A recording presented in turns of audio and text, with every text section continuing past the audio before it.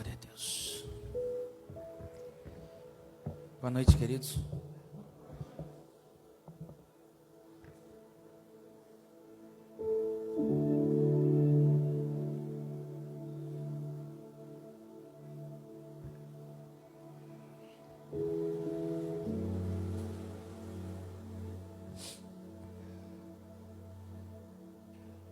Esse é um tempo de estabelecer os fundamentos. E a adoração, ela é parte fundamental daquilo que Deus quer fazer nesses dias. Por isso que Deus aprova todo ambiente de adoração. Não importa se tem 2, se tem 10, se tem 100 ou se tem 1000. A promessa é: onde tiver 2 ou 3, ali eu estarei. Não adianta, irmão, ter 1000 pessoas que não adoram. Mas se nós tivermos 50 nessa casa que adora, irmão, o céu vai se abrir. Se tem algo que Deus procura, são adoradores. Se existe algo que tem no céu, é a adoração. E se existe algo digno de ser adorado, é o nosso Rei Jesus Cristo, amém?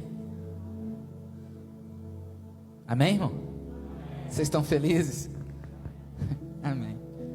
Abra sua Bíblia em 1 Tessalonicenses, capítulo 5, verso 19.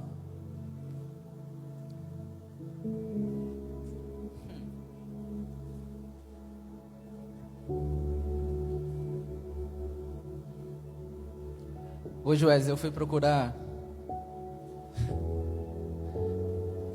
um fundo musical novo, porque o outro já estava meio batido. E por acaso o primeiro que eu abri foi esse.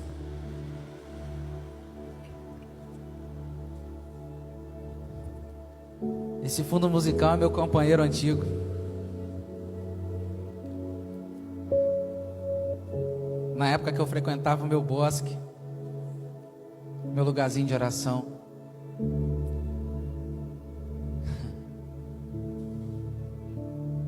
Era esse fundo musical que eu usava para orar. E sabe, irmãos,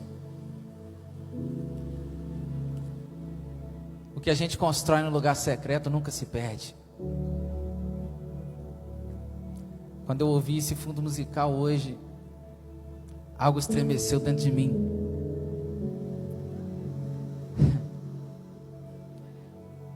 Eu lembrei das horas que eu passava, não que eu não passe mais, mas o bosque tinha um negócio especial lá, mas é lá que acontecia as doideiras. Eu lembrei das horas que eu ficava lá orando com ele, e ele falava, e eu orava em línguas, e eu buscava, e a gente passando o pior momento do ministério, a gente sangrando, mas todo dia eu estava lá. Quer saber, irmão, eu não ia lá para pedir muita coisa não. Ele conhece o que está no nosso coração, e Ele sabe o que a gente precisa. Só que a vontade dele é boa, agradável e perfeita. Então é no tempo dele. Eu ia para lá, sentava debaixo daquela árvore e começava a bater um papo com ele. Quantas vezes eu chorei ali debaixo? Quantas vezes Deus falou comigo ali? Quantas ministrações saíram daquele lugar? Deus mandou pessoas lá para profetizar na minha vida. E eu vi isso, é uma nostalgia. Porque eu tinha perdido o fundo musical, mas não perdi o lugar secreto também. Agora ele está de volta. Michael, o que tem? Qual a diferença de um fundo musical para o outro? Irmão, não é sobre a diferença de um para o outro. É sobre o tempo que ele te acompanhou no secreto. É igual um lugar, você tem um lugar de oração. Quando você muda o lugar de oração, Deus para de ouvir? Não. Só que é diferente, irmão. Parece que é um lugarzinho ali que ele já fica te esperando quando você chega. Isso é bom demais.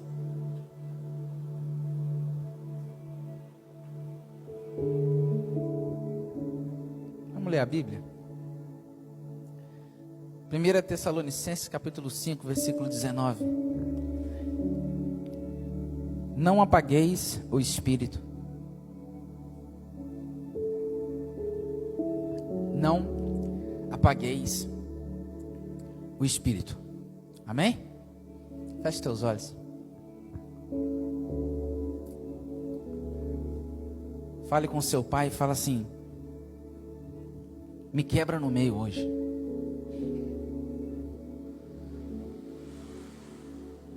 Fala, me pega por dentro hoje para que eu saia daqui desmontado. Não deixa sobrar nada de mim hoje não. Eu só quero o Senhor, mais nada. Faça essa oração, irmão. Espírito Santo tem total liberdade neste lugar. Eu sinto a tua presença de maneira muito forte. Ó Deus, a minha oração é que os meus irmãos sintam o que eu estou sentindo. A minha oração é que eles ouçam a tua voz. Não é sobre uma boa oratória, não é sobre uma performance. É sobre a profundidade da verdade da tua palavra. Ó Deus, em nome de Jesus, que nós sejamos impactados com algo do céu hoje. Deus, da mesma forma que o Senhor tem feito maravilhas neste lugar, da mesma forma que a tua presença tem sido intensa, ó Deus, em nome de Jesus, nós liberamos algo novo sobre este lugar hoje. Pela fé, Pai, nós nos posicionamos como quem crê. Que os céus se rasguem. Que não seja eu, Pai, mas que o Senhor fale através de mim. Eu clamo a Deus que o Senhor esteja liberando o espírito de sabedoria e de revelação, para que a tua escritura se torne vida dentro de mim. Ó Espírito Santo, transforme corações nessa noite. Pega o coração mais endurecido. Pega aquele, Pai, que está mais empedrado, enrijecido pela aridez, Pai, espiritual. E começa a derramar os teus rios de águas vivas. Em nome de Jesus eu oro, confiando, Pai, em Ti, reconhecendo a minha incapacidade, em nome de Jesus, amém. Queridos, essa semana Deus falou comigo nesse texto. Ele parece ser um texto muito simples, mas na verdade é um texto muito profundo. Não apagueis o espírito. É uma pergunta? Uma indagação? Uma afirmação? Ou uma ordem? É uma ordem. Não apaguem o espírito. É como se Paulo dissesse: não façam isso. Pelo amor de Deus. De tudo que eu falei com vocês aqui na carta inteira, de todas as instruções, algo tem de especial nessa: não apaguem o Espírito Santo. Só que a fala de Paulo é um tanto curiosa, porque é impossível apagar o Espírito Santo. O Espírito Santo, irmão, ele não é um fogo. Quando o Espírito Santo foi derramado em Pentecostes, em Atos capítulo 2, apareceu sobre eles línguas como de fogo, as quais pousaram sobre cada um deles. Mas isso não significa que as línguas de fogo eram o Espírito Santo. Era uma manifestação da presença do Espírito Santo. E havia um som como de um vento. Todo mundo fala que tinha vento no lugar. Não tinha vento, irmão.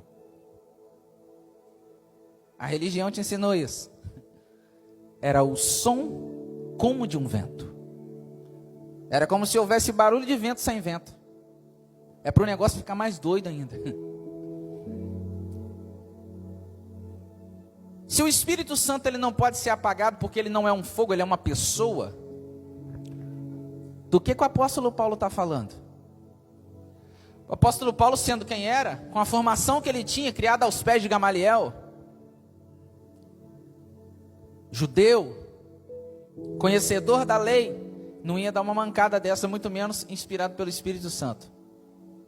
Então a pergunta é, do que ele está falando? Por que ele falou para a gente não apagar, se é impossível apagar? Porque Deus é impossível de ser apagado, irmão.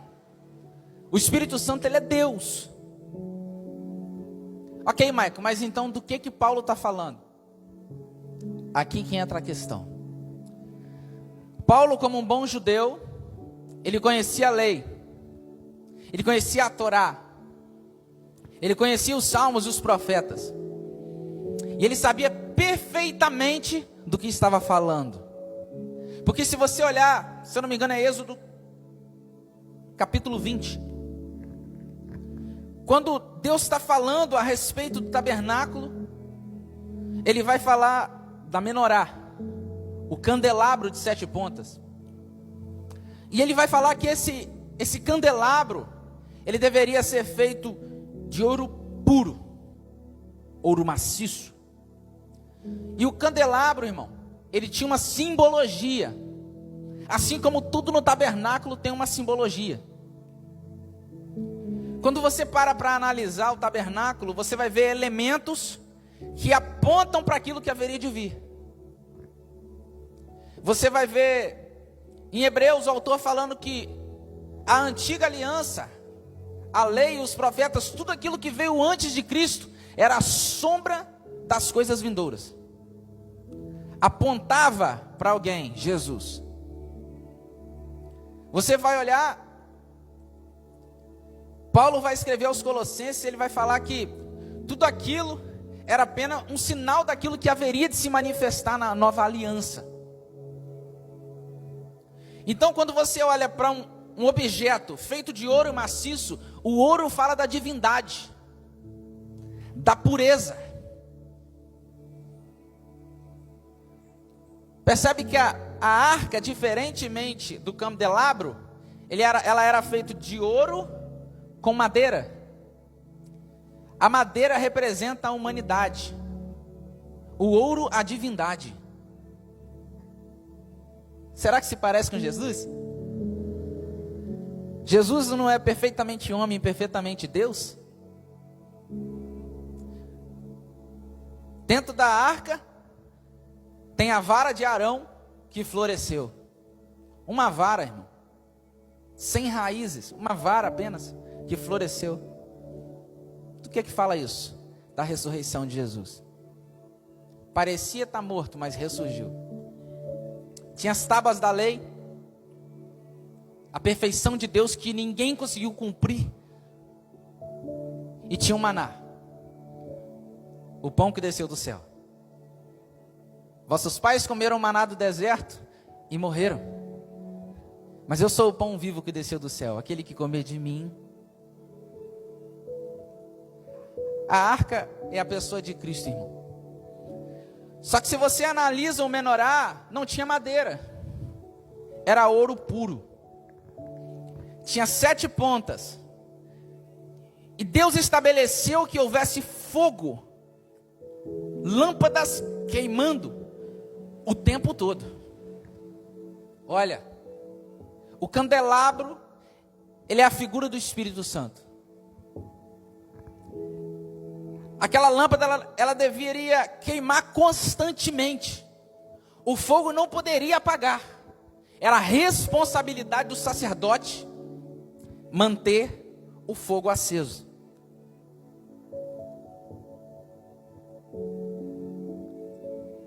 Então observa,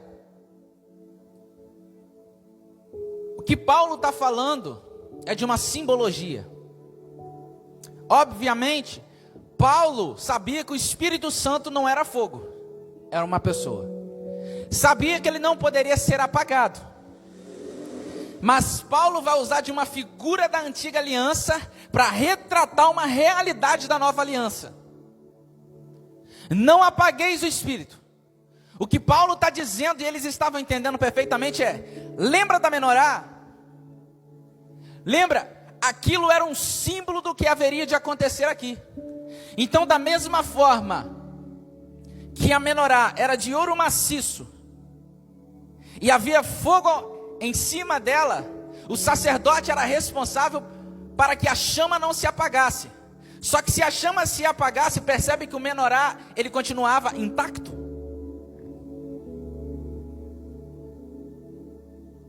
A menorá não mudava se a chama se apagasse. Só que a postura do sacerdote mudava, porque ele entrava em desobediência. Porque era uma lei, era uma ordem de Deus. Maico, do que você está falando? Irmão, hoje eu quero trazer uma mensagem ao seu coração sobre essa chama, a chama do Espírito, o poder do Espírito, o fogo do Espírito, a luz do Espírito dentro de você que não pode se apagar. Paulo está dizendo àquela igreja: ei, vocês precisam estar atentos para que a chama do candelabro, para que a chama que foi acesa dentro de vocês não se apague. O Espírito era impossível de ser apagado, mas a chama que o Espírito acendeu dentro de nós, essa pode ser apagada. E por que Paulo se preocupava com isso? Porque ele sabia que uma chama, uma vez apagada, redundava em morte. Por isso a preocupação de Paulo, e Paulo não escreve muita coisa, ele só fala: não apagueis e ponto final. Ei, irmão, quer um conselho? Começa a alimentar este fogo. Começa a alimentar essa chama. Porque toda vez que Deus faz uma promessa, irmão, toda vez que Deus fala algo, Ele está apontando para algo. Então quando Ele fala não apagueis, Ele está dizendo: se apagar você vai ter problema. Agora, se não apagar, tem coisa boa vindo por aí. Tem coisa boa vindo por aí. Só que você precisa olhar para a figura do sacerdote para entender a profundidade do que Paulo está falando. O sacerdote todo dia, com o mesmo horário, ele tinha que ir lá, entrar no tabernáculo, alimentar aquele fogo com óleo, para que o fogo não se apagasse. Isso envolvia o quê? Zelo pelo fogo. Aquele homem, o sacerdote, ele deveria ter um zelo especial por aquilo que Deus comissionou ele. Dentre todas as coisas que o sacerdote fazia, ele sabia: ei, tem um fogo que tem que estar aceso. Só que quem são os sacerdotes na nova aliança? Todos nós. Mas vós sois raça eleita, povo santo, nação santa, povo de propriedade exclusiva de Deus. O sacerdócio, ele é universal, irmão. Todos nós somos sacerdotes. Então, por sermos sacerdotes, Paulo está falando: assuma a posição que eles tinham. Porque querer ser sacerdote é muito bom, ter a autoridade sacerdotal. Difícil é arcar com a responsabilidade dele. Quer saber, irmão? Começa a desenvolver zelo por aquilo que Deus acendeu dentro de você, pela chama que Deus acendeu dentro de você. O sacerdote todo dia tinha que estar no mesmo horário, o tempo todo, alimentando aquele fogo. Alimentando aquele fogo. E ele alimentava o fogo com azeite. A pergunta é: o que está faltando para você começar a alimentar o fogo que você nunca deveria ter apagado? Porque a fala de Paulo é: não apaguem. Quem vai apagar? Deus? Não, nós. Sabe, precisamos nos nossos dias assumir a responsabilidade como igreja, em vez de ficar colocando culpa no problema da política, no problema da saúde, no problema do corona, no problema não sei de que, irmão. Precisamos bater no peito e falar: o problema é nosso. Nós estamos apagando a chama que Deus acendeu. Nós não temos zelo com aquilo que Deus nos deu. não temos cumprido com a nossa responsabilidade.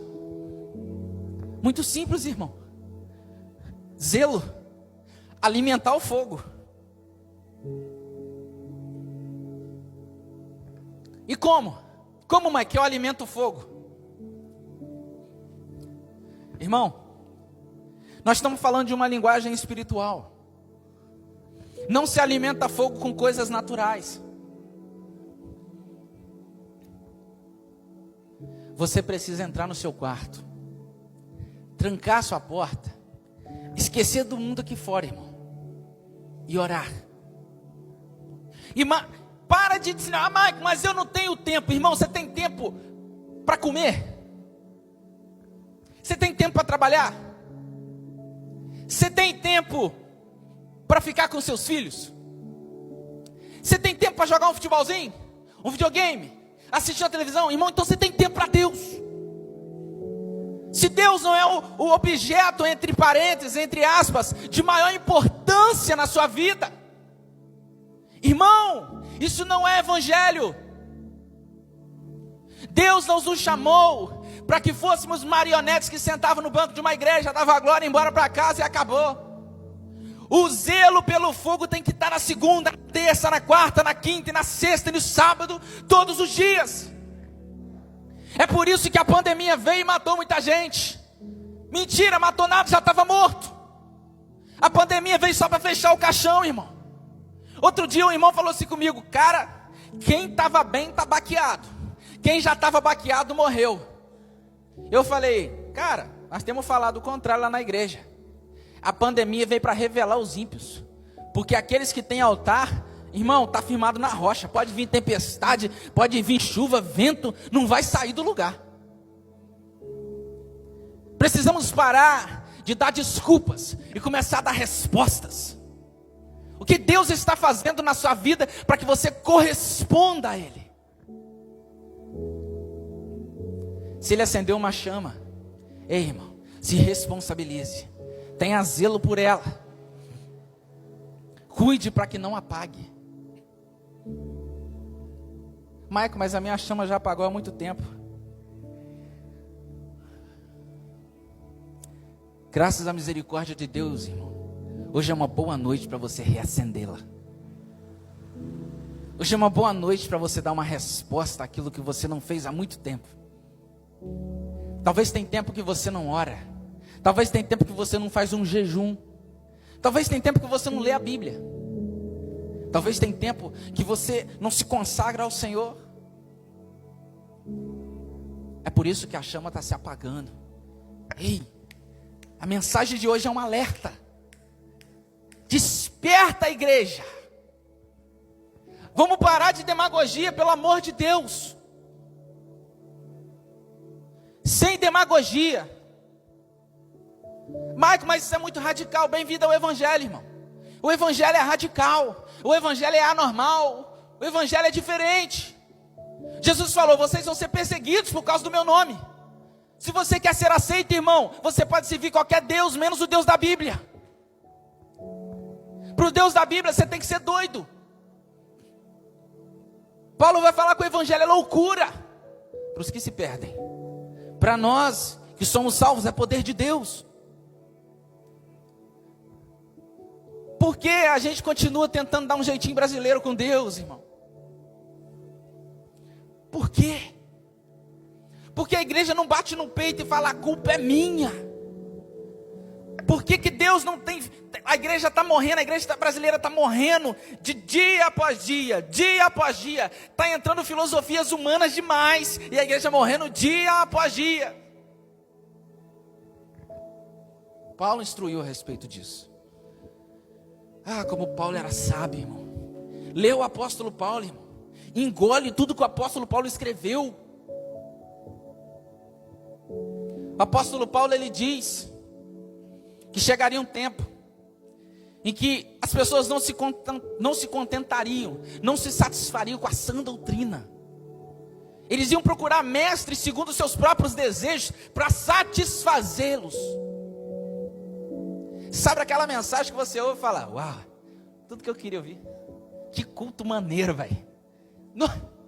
top demais, saí felizão, motivado. Uau, inspirado, agora vai. É sobre esses que Paulo falou. Aqueles que, aonde que prega um negócio que eu gosto de ouvir? Aqui tem, vamos ver.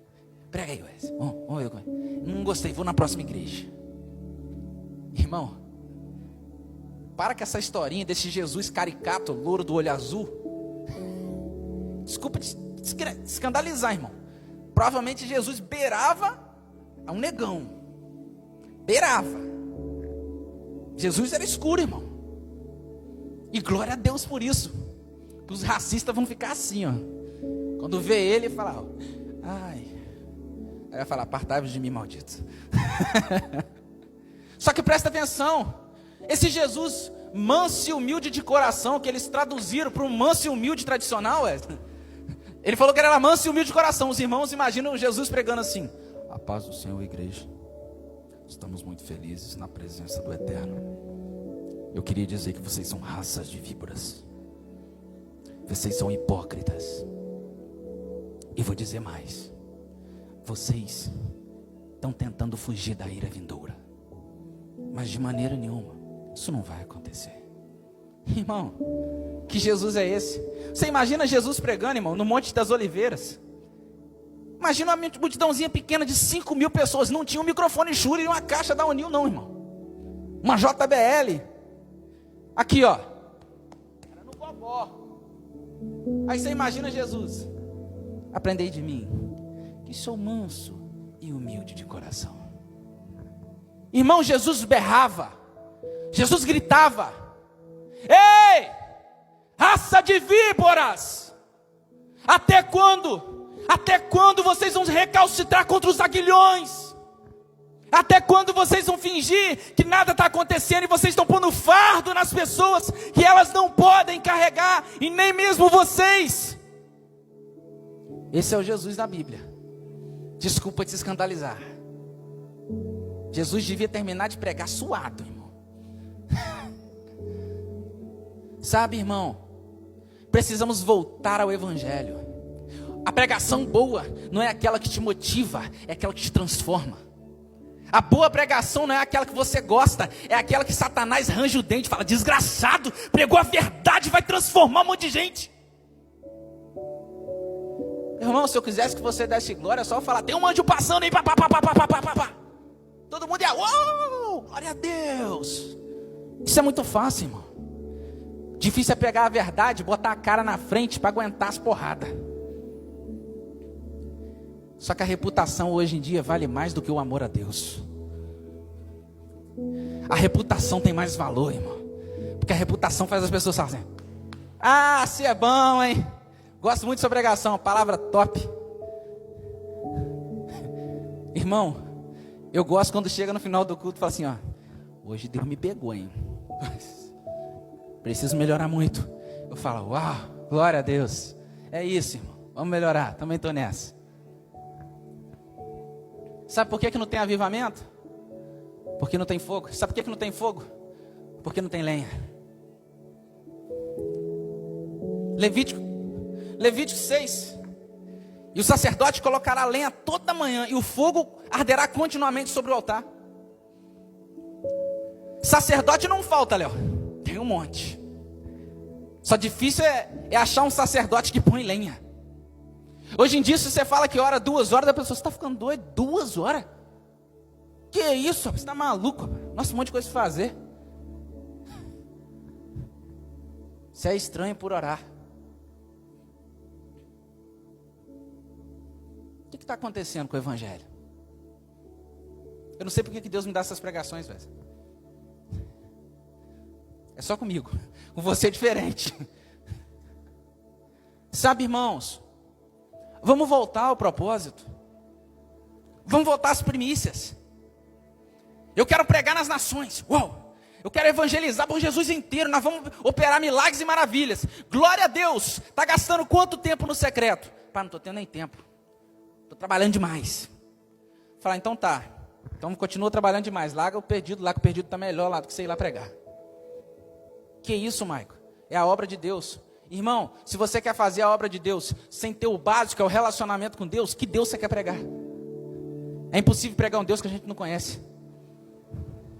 É impossível falar de um Cristo que a gente não se relaciona. É impossível falar de um batismo no Espírito que a gente não experimenta o fruto dele, irmãos. É impossível falar, meu Deus, Deus é poderoso, opera milagres e maravilhas. Eu falo em língua estranha, eu rodo no poder. Tá, e o que esse poder fez no seu caráter? Porque dons sem fruto, irmão, serve para nada. Dons sem fruto não serve para nada. E fruto sem dom não serve para pouca coisa. Serve para pouca coisa, irmão. Porque você tem que entender o que é os dons e o que são os frutos. Estamos falando, o fruto é o que Deus faz em mim. Amém? Amém, irmão? Os dons é o que Deus faz através de mim. Deus não pode fazer através de mim se Ele não fez em mim primeiro. E não adianta Deus fazer em mim e não fazer através de mim, porque eu vou ser mais um religioso enchendo a barriga espiritualmente no banco da igreja. Quantos entendem? Amém, irmão? Você não está gostando da pregação, né? Que bom. Irmão, estou te falando de coração. A boa pregação é aquela que te confronta. Sabe por quê? Se ela não te confrontar, você vai continuar achando que não tem nada a ver você ter um pecadinho de estimação. Então, sou um cara gente boa, vou na igreja e tudo, falo até em línguas estranhas. Sou batizado no Espírito. Só que eu sou viciado em pornografia. Mas é o seguinte, cara, estamos na graça. Irmão, você pode ser batizado em o que você quiser, irmão, menos no Espírito Santo. Porque não existe poder do Espírito Santo que te salva, que te empodera e que não te santifica. O mesmo Espírito que derrama poder sobre você é o que arranca o pecado de dentro de você. Se não está arrancando o pecado, talvez você esteja emocionado, empolgado. Primeiro o fruto, o caráter, a transformação. Depois o através. Muitos querem ser profetas, irmãos. Poucos querem ser santos. O que houve com a nossa geração? Michael, eu estou com um problema espiritual. Eu acho que você está com um problema carnal, irmão. Porque o diabo não atua em lugar que ele não tem legalidade.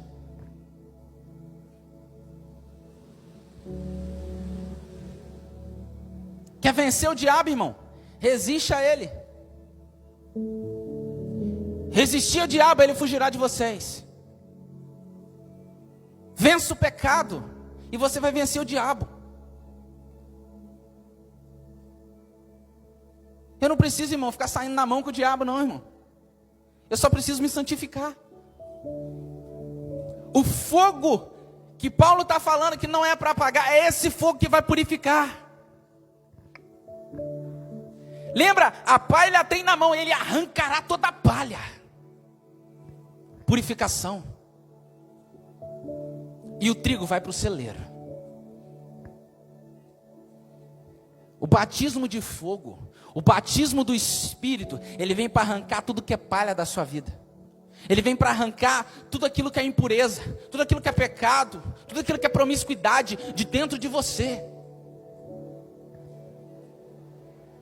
O fogo de Deus, irmão, ele não vem para te deixar empolgado e animado.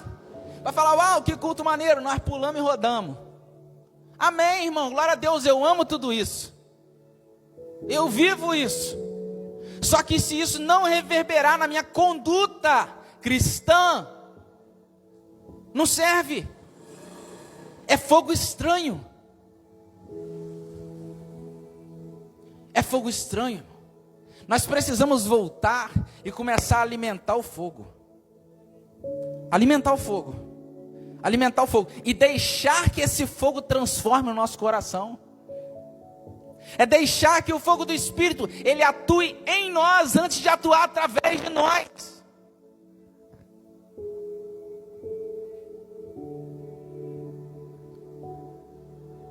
Deixa o Espírito Santo tratar você. Sabe, não existe, irmão, antes da gente ser profeta, a gente é filho. Antes de Deus te habilitar para um ministério, Ele te salva. Quando Ele te salva, você passa a ser filho. Eu nunca vou mandar a minha filha fazer a obra de Deus se ela não estiver posicionada no propósito de Deus. O que eu estou dizendo? Que o pai não te comissiona sem te tratar. Esquece ministério, irmão, se você não se tratou no caráter primeiro. Se você não abre mão da mentira, do orgulho, do ego, da simulação, da manipulação. O fogo que Paulo fala para você não apagar é o que vai te transformar. Só que você tem que estar aberto para aquilo que Deus faz. Só que nós temos tempo para muita coisa, menos para Deus.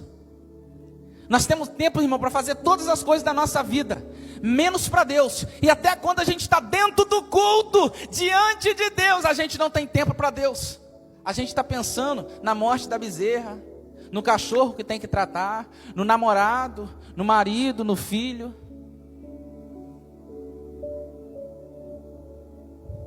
Depois, mas eu não estou bem. Desculpe, irmão. Boa sorte. Você não quer estar bem. Irmão, quem caminha com a gente sabe que não tem meia conversa. Ou é, ou não é. Ou você está na verdade, ou você está na mentira. Tem uma historinha que diz que o muro é do diabo, né?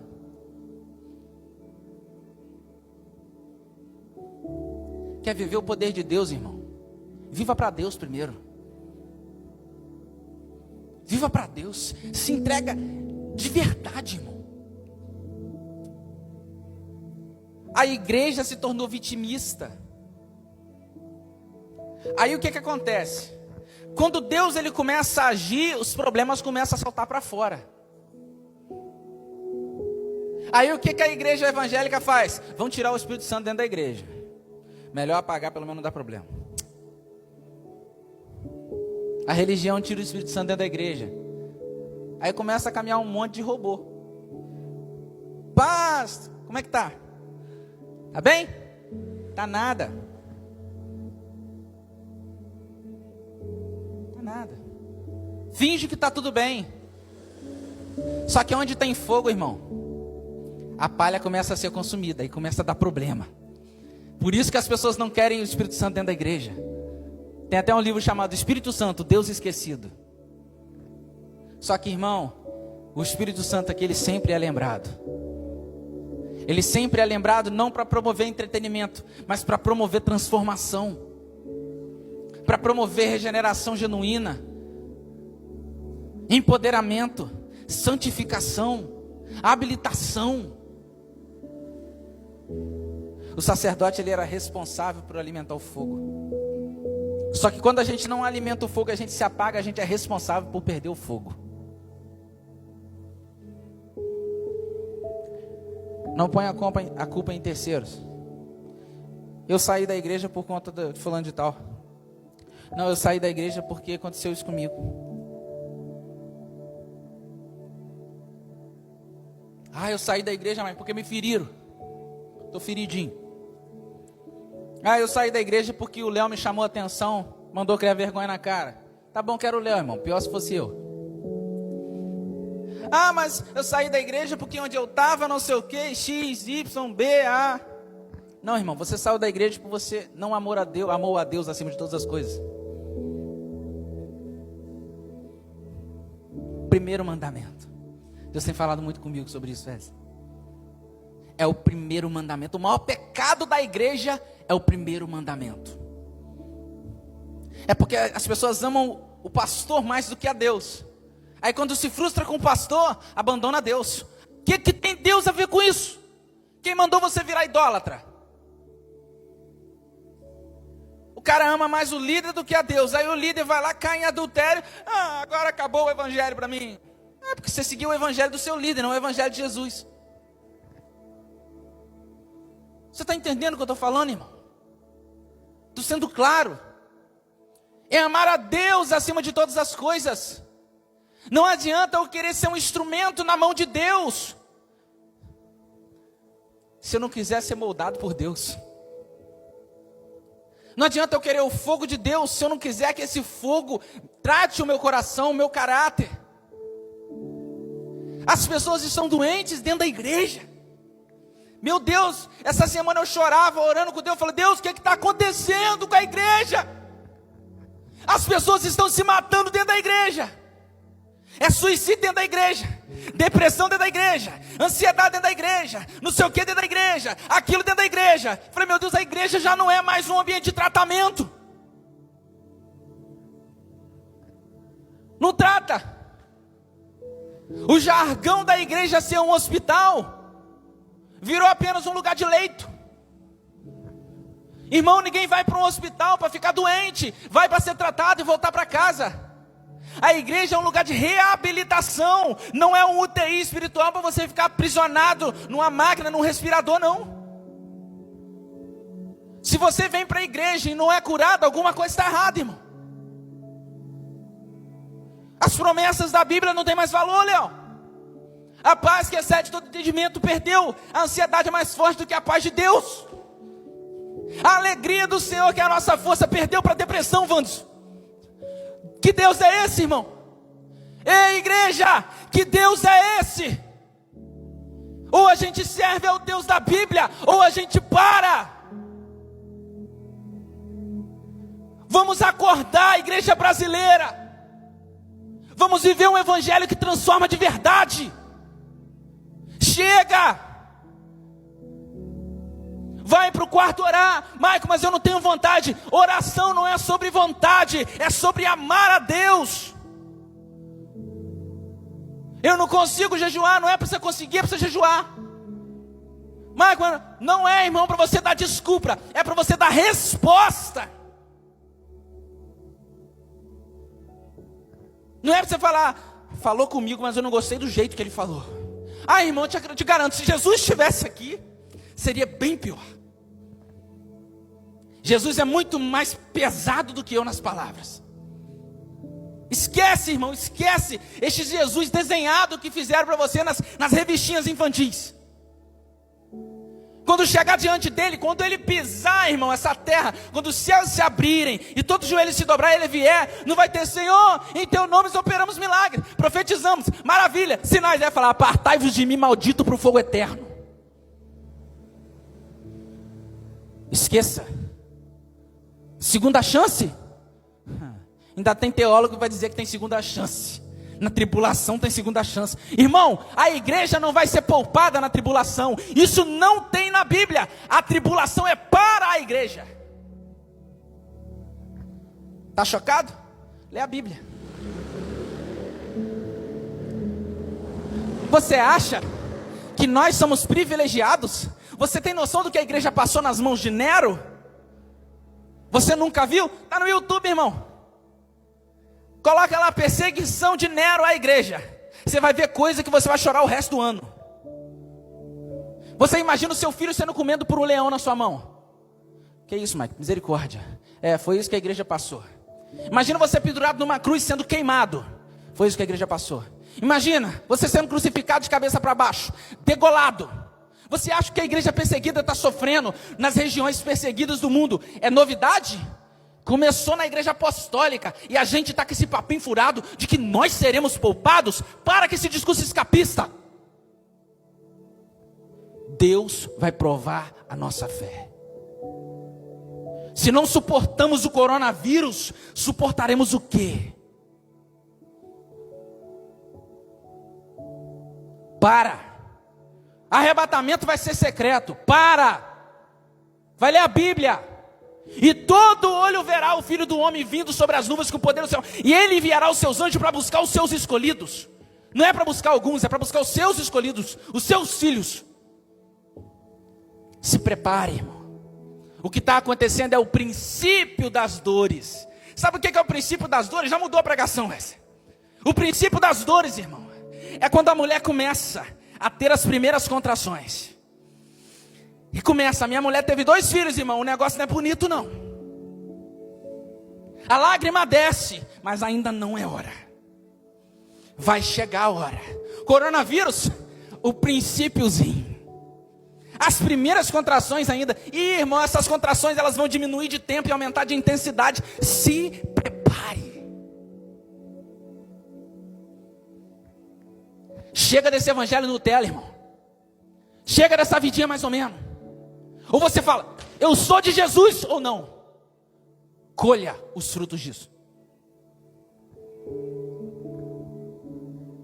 Quando ele vir, acabou. Os santos erguerão as mãos aos céus, se prostrarão e dirão: Santo, Santo é o Cordeiro que venceu. E os ímpios se lamentarão. O que você quer para a sua vida, irmão? Até quando? É a minha pergunta. Vai dar desculpa até quando? Vai dizer que o seu problema é maior do que a graça de Deus até quando? Marco, você não sabe o que eu passo, irmão?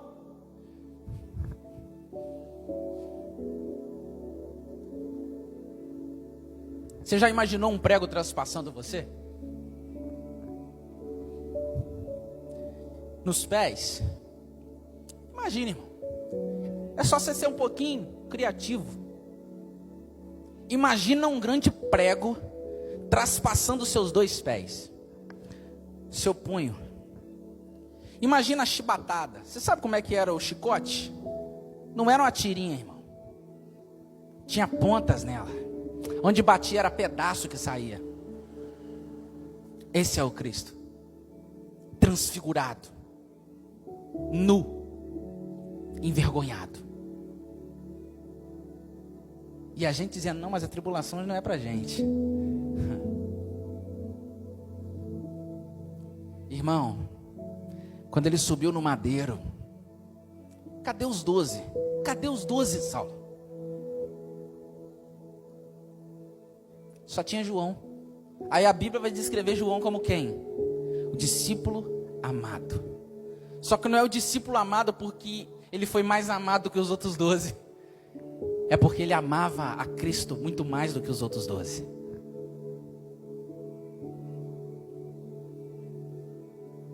Ele estava lá, diante do Cristo. Será por isso que ele teve a visão do Apocalipse? Quer ter a revelação da revelação, irmão? Esteja aos pés da cruz.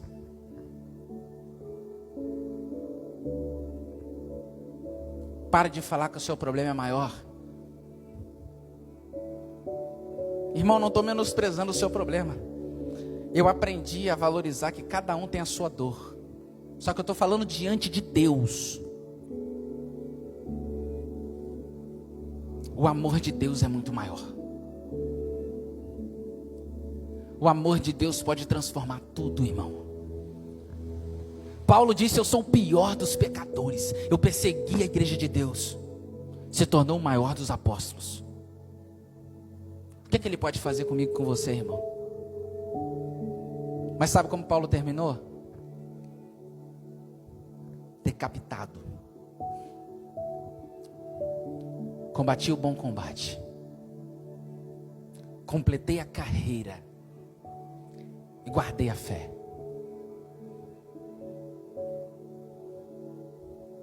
Esse será o nosso discurso diante da morte? Ou a gente vai falar assim, eu nego, para mim não dá. Aquele que me negar diante dos homens, eu o negarei diante do Pai. Sabe, irmão, eu vi uma cena, eu não te aconselho a pesquisar isso. Aquilo me tirou o sono. A igreja é perseguida. Alguns cristãos se converteram ao cristianismo e foram presos. Sabe, morrer com uma linha de dinamite é muito fácil. Você piscou e foi.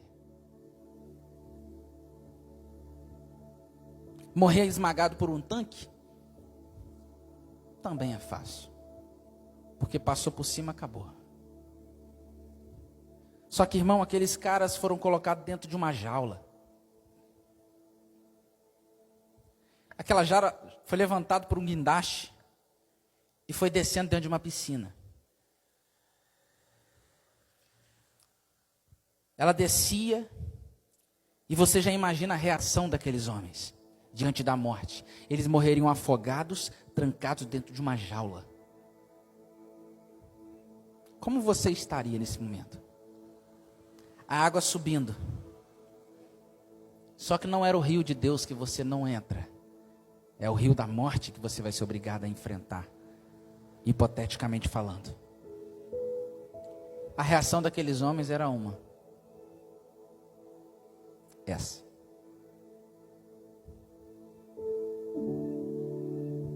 E a água subindo. Eles morreram assim. Sem um sinal de desespero. Mentira ou verdade essa? Não gritaram. Não negaram. Não fugiram. Se entregaram. Morreram afogados. Aquela cena me destruiu. Eu saí daquela reunião após ver aquele vídeo, um lixo. Eu falei, eu sou um lixo. Eu sou um lixo. Porque eu não estou disposto ainda.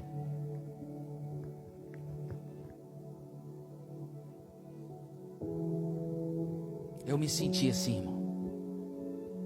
Eu falei, eu ainda não estou disposto a morrer.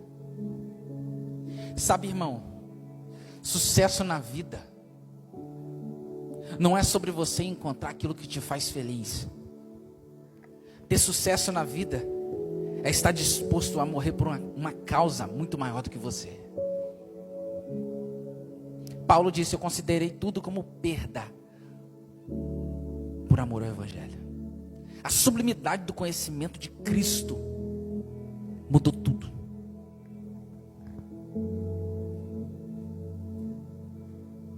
Irmão, como nós precisamos crescer como igreja.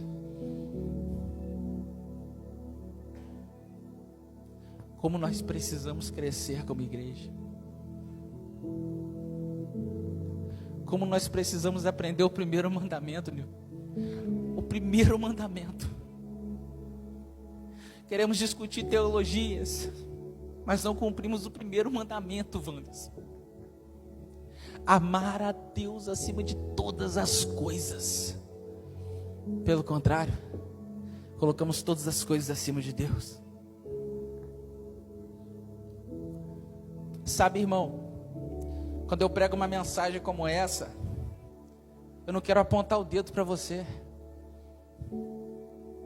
Eu não sou melhor do que você. Porque antes de eu apontar para você, ele foi apontado para mim. Essa palavra veio dentro de mim. Só que quando eu te falo isso, eu falo de coração. Não importa, irmão. Não importa o tamanho do problema. Não importa o quanto você é ocupado, o quanto é necessário. Não importa a sua necessidade. Deus é maior. Deus pode mudar toda e qualquer situação. Marco, eu sou viciado em cocaína. Você está habilitado para o reino de Deus. Deus gosta dos improváveis. Deus gosta de pegar os ruins, irmão. Os piores, só para confundir os sábios. Aqueles que se acham os donos do mundo. Deus pegou Pedro, um pescador iletrado, para fazer dele um grande pregador, um grande apóstolo. Deus pode mudar tudo na sua vida, irmão. Só que você precisa dar um passo em direção a esse amor. Esse Cristo que eu relatei aqui, ele não está mais numa cruz. A vara de Arão floresceu. Ao terceiro dia ele venceu a morte. Ele ressurgiu com poder e glória. Ressurreto. Glorificado. Hoje ele está à destra do Pai. Os reinos do mundo vão se curvar diante dele. Todo o poder ele tem na mão. Uma palavra dele, Uma palavra dele basta. E o mundo para.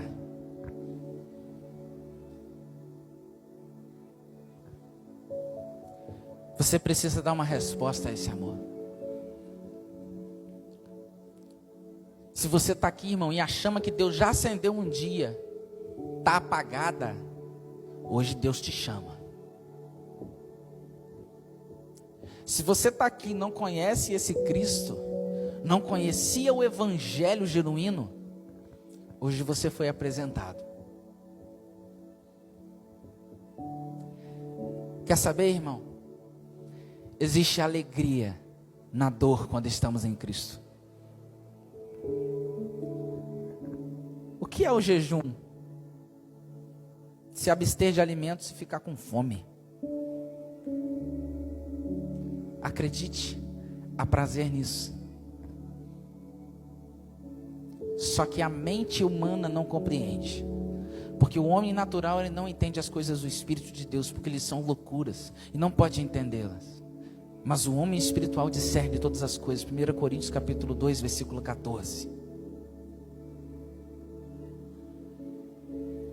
Morrer por uma causa, seja fio de espada, seja atropelado, seja afogado, acredite, há prazer nisso.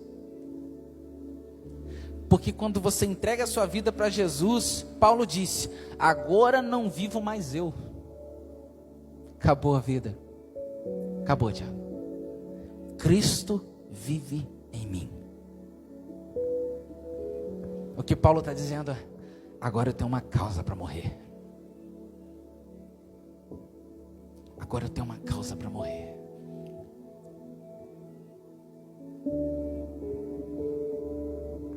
Domingo eu falei sobre propósito. O propósito da nossa vida tem que ser Jesus de Nazaré. A razão de tudo. Ele é o caminho, a verdade e a vida. Se você não sabe o caminho, é Jesus. Se você está vivendo uma mentira, Ele é a verdade. Se você está morto, Ele é vida. O que mais que a gente precisa, irmão? Nada. O Evangelho é loucura, irmão. Mas hoje Deus chama os loucos. Amém? Amém? Pode apagar.